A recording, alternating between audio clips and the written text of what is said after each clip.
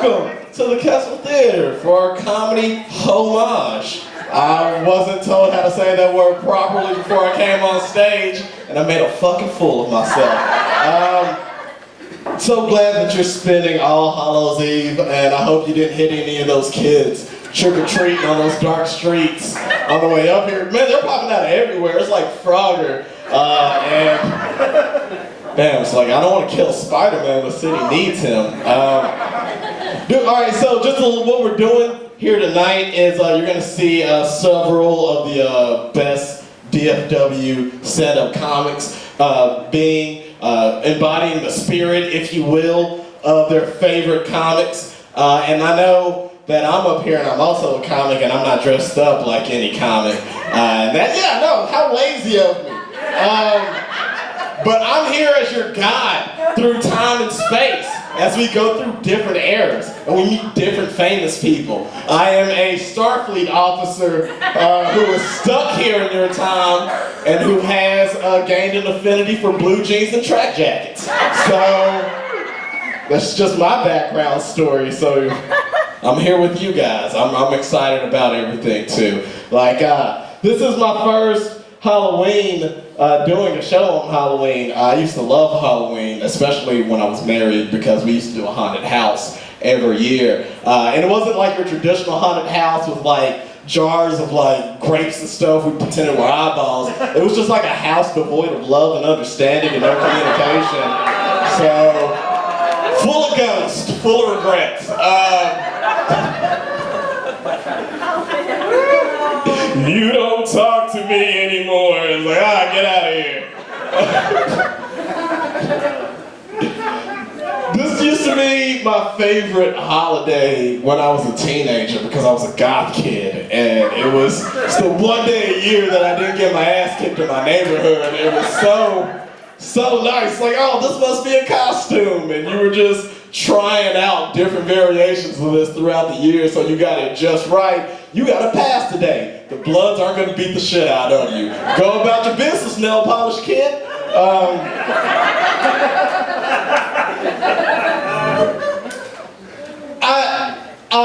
I don't regret what I listened to when I was a kid, like, because we all listen to embarrassing music. We like to think that, our generation, and when we were growing up, we had to, no, you listen to a lot of garbage, and then that just got put through the filter of time until only the best ones are the ones you remember. But everybody had a Fallout Boy, okay? Everybody had...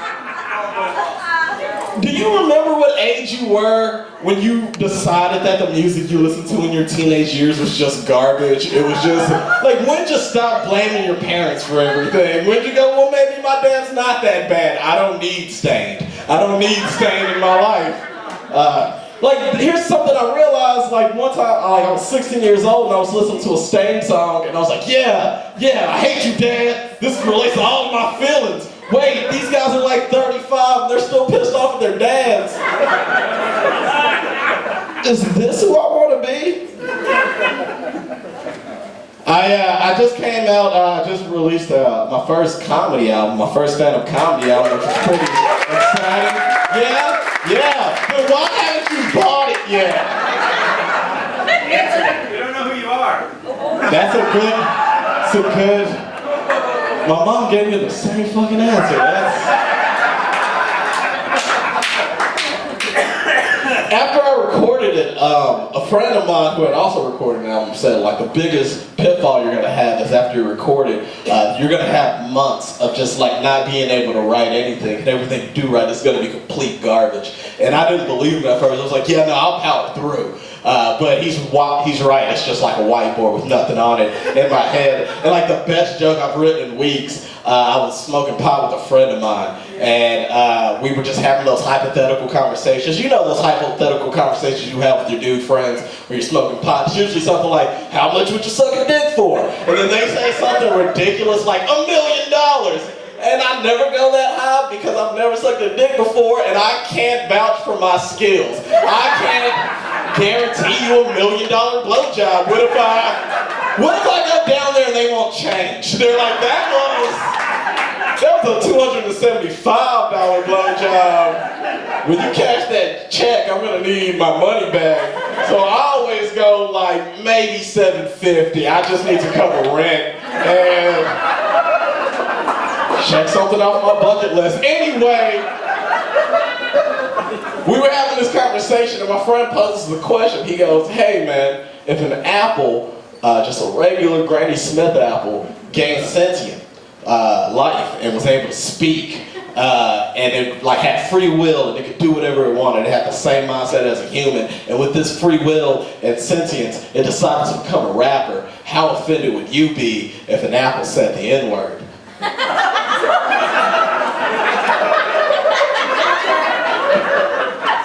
And the answer is none offended. None offended, because that's a talking apple, yo. Like you can't hate on something that's just a fucking miracle, you know what I mean? He's like, yeah, but isn't that racist? It's like, I don't know, and frankly, I don't care. That's a talking apple.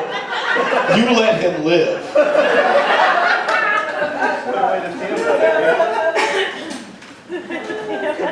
I like taking public transportation when I'm in a new city. I used to love taking it in Fort Worth, where I'm from, but that stopped for me when I was 16, because when I was 16 years old, I was at the downtown library in Fort Worth studying for a test. Got pretty late to the evening, got on the bus to go home, fall asleep on the bus, and missed my stop by 2 stops. And I'm aware of this fact because I was awakened by a homeless man, ever so gently, kissed me on the lips. Give me a kiss on the lips, just the sweetest, softest, most sensual, changed my life. It's like the first time I heard "She's So Heavy," like it just did something to my soul. I wasn't even alarmed at the kiss, because the natural reaction when you get kissed by a vagabond is to go, "Mwah," and then you fight him off and flee from the bus. I just kind of woke up. It was, "Hello, hi." He goes, "Hey man, you missed your stop." I go, "Yeah, is that what you want to talk about right now? Is that what the hot button issue is right now? Is that the pressing matter at hand?" And he goes, "What do you mean?" I go, "First of all, you just kissed a child, homeless Rick. Don't get me wrong, not gonna hold it against you, because I get it. The homeless life must be a lonely life. You're sitting on this bus with no particular destination, just enjoying the AC, watching happy people get on and get off all day, and you're thinking to yourself, damn it, when is it gonna be my turn? When do I get my shot at love? Went through my whole life playing it safe, and all I'm doing is eating like trash out of a McDonald's dumpster. This is not how I imagined my early 30s, all right? Check out Sleeping Beauty over there. You know what you're gonna do? You're gonna roll the fucking dice.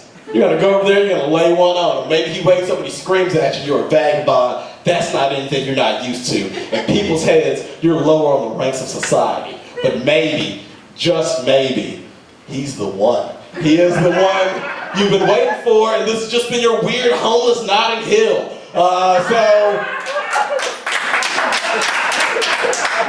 So I don't take the city bus anymore, but I do volunteer at homeless shelters in case it shows up and get a second chance, am I right? Oh, you miss every shot you don't take.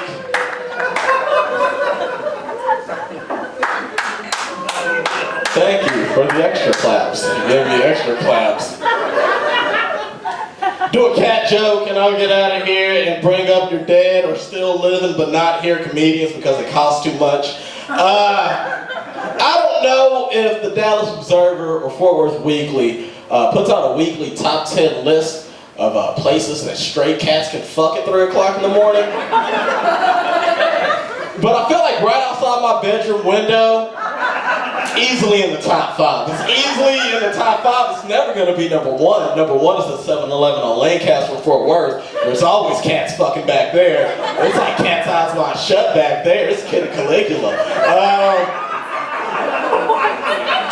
But right outside my bedroom window, good night, easily top 5, because they're always out there doing it, and it's gotten to the point where I've been able to pick up on their mating behaviors. It starts with one cat, very late at night, sitting on top of the AC unit right outside my window, screaming into the dark, crying into the void of the night, hoping to find love, hoping that another cat will come along. And boy, howdy does it, another cat comes along. And then they'll start fucking, and I know they're fucking because they want me to know they're fucking. They're pressed up against the screen of my window like spiteful parents who want you to hear them going at it through the wall because you fucked up the person they were supposed to have in 1989 by being born too early. Maybe that's me working through something. Maybe that joke's me working through something. You guys ready to get the show started?